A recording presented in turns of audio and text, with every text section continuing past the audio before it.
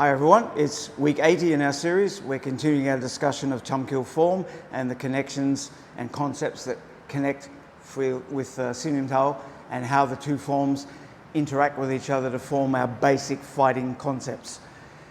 Where we're up to so far is last time we were looking at this big and very obvious pivoting action.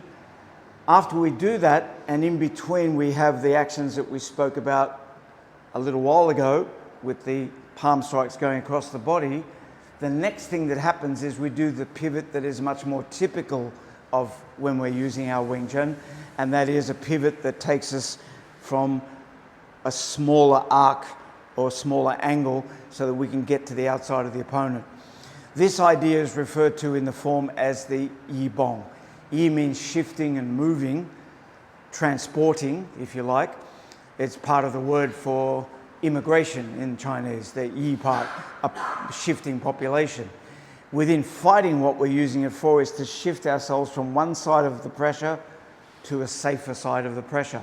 And we use that with Bong Sau.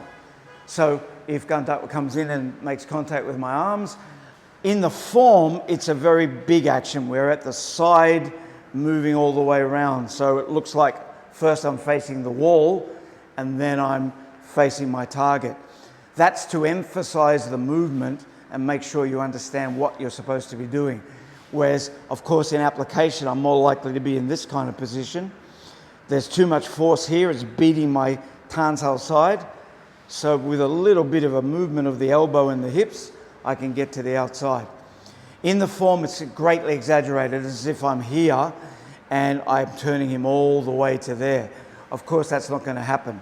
But what that does for me is it reminds me how the elbow should move towards my opponent and not to follow his arm. So if I follow his arm, I'm going to leave myself open to the next punch. But if I always follow him, it turns him away so that I can get in. So this is the pivot that we use most often in combat and also in our Chi Sau and our drills, because most times if we're in Chi Sau, say for example, and he tries coming through, it's that very small pivoting action that's going to get me out of trouble. Or if I'm on this side and he tries to change sides, it's the same pivot to the opposite side, which gets me out of trouble.